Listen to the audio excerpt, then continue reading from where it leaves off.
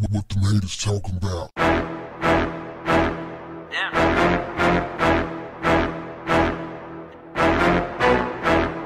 What's up, family?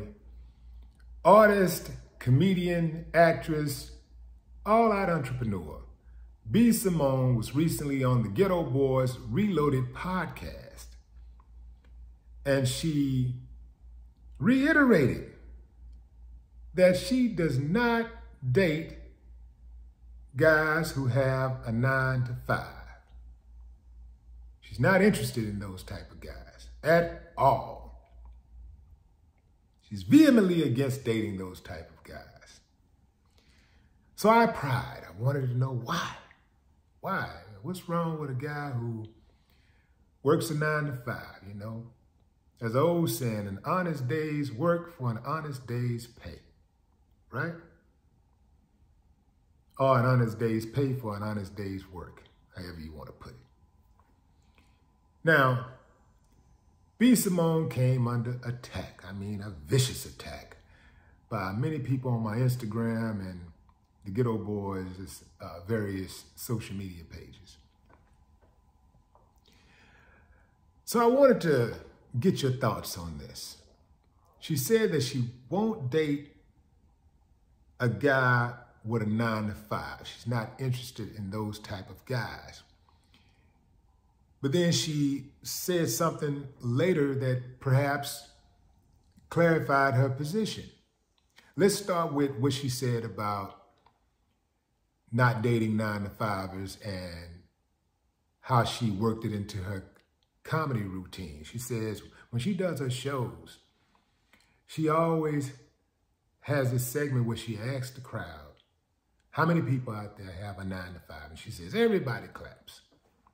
Then she says, well, clap if you want to remain on that job for the next 30 to 50 years, and nobody claps. So, in her words, that's indicative of, well, not her words, but in her thought, that is indicative of people not living in their purpose. So she later clarified, she said, look, I'm not saying anything is wrong with a 9-to-5, but if you are mad at me because I'm on the road and you stuck on the job and you at the desk or whatever and you're not living in your purpose, I can't do that. I somewhat understand what she's saying. Think about this, fam. How many people do you know who constantly talks about getting that restaurant? They're a good cook and they want to get that restaurant. They talk about starting their own cleaning business or their own lawn service. They talk about starting their own, I don't know, tech company, going back to school, getting a degree and doing this or whatever, but they never do it. That can be very depressing to a significant other, right or wrong. Think about what I'm saying, fam. If it's somebody who really has a specific goal in mind, and that's your significant other, you know that they're very capable of doing it, but they just won't put the work in to do it. Wouldn't that make you feel some type of way? There are people who would do anything to go after their goals. I remember talking to Mike Epps on our podcast, on the GETO Boys Reloaded podcast. And Mike said that he left Indiana because somebody told him to go to New York or LA if he wanted to make it. So he took off. No. First of all, he said he went to Atlanta. He said, get out of Indiana. If you want to make it, get out of Indiana. And he left Indiana with no money and went and stayed in his ex-girlfriend's basement for 20 days before he got caught by her current boyfriend. I mean, that was pretty dangerous. But Mike said he actually lived in the basement of his ex-girlfriend's house, unbeknownst to her boyfriend at the time. He was an older gentleman, and he used to go to work every day.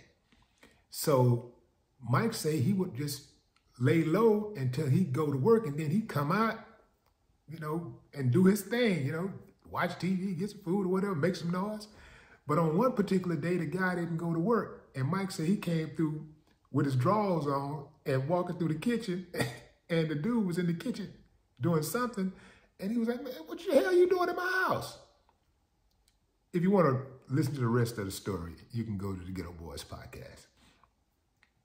Ghetto Boys Reloaded. In fact, you can go over there right now real quick and subscribe. Ghetto Boys Reloaded podcast. Now,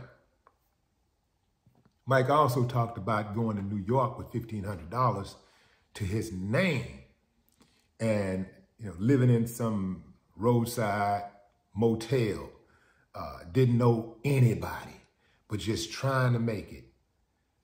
You know, I ain't gonna lie, fam, there have been times when there were certain things that I really, really wanted to do, but I wasn't willing to make the sacrifice. I just was not willing to just make that type of sacrifice. I wanted it, but I guess I didn't want it bad enough. But how do you guys feel about that, fam? This 9-to-5 thing, you know, not, you know, certain women not wanting to date a 9-to-5 guy. And I'll say this too, for any guy that might be interested in somebody like a B. Simone who already got money and likes to travel, likes expensive stuff and all of that. I guess everybody likes expensive stuff, but you know, who can do it for herself. Would you really be happy in a relationship with a woman like that if you only had a 9-to-5 and you haven't really got to where you really want to be at? A big part of the problem is societal norms, where men are expected to be the provider. So if a woman has a lot of bread and every time they go on a vacation or they go out to a fancy restaurant or make a purchase, an expensive purchase, and she's taking care of the bill, people kind of like look sideways at her and you, especially her friends and family. You did what? You paid for that? Oh. And then there are times when women will lie and say the man purchased something as to not embarrass him in regards to societal norms, you know, because people will be like, you know, she did what? She paid for this? Oh, she bought that. Oh, her man broke. He ain't got this. He don't have that. Isn't that funny? That double standard is something else. Sometimes it works in your favor. Sometimes it doesn't. Here's something to consider. If everybody is a boss, who is doing the work? You know, like, who's managing the team? Who's doing the cleaning? Who is over quality control? Who's making the purchases? You know, who's doing all of this stuff that makes a company successful? There's a lot of moving pieces. And you got to have those people that do the 9-to-5. And here's another thing to consider. There's a lot of people who have 9-to-5s who make 6 figures. And I mean good 6 figures. And they live a very comfortable life. Many of them live a life that's more comfortable than people who have millions of dollars, because a lot of people who have millions of dollars are over leveraged. They're living beyond their means. You can be a millionaire and still be struggling financially because you're living beyond your means. So there are people who make, hell, $50,000 a year who live more comfortable than some people who have all of this stuff because they're over leveraged. They're living beyond their means. Ultimately, I do believe that People have to do what works for them. In any relationship, you do what works for you.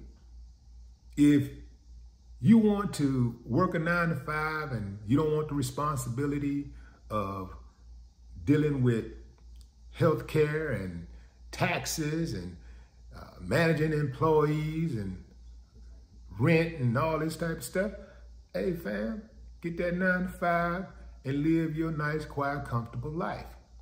If you want those stresses, if you want the added burden of being the boss, then you go for that. But one thing that I do believe that everybody deserves is to live in their purpose, to walk in their purpose, to work in their purpose. And that's something that you don't have to look at anybody else to figure out. You know what makes you sleep well. Do that. No more talk. What the haters talking about?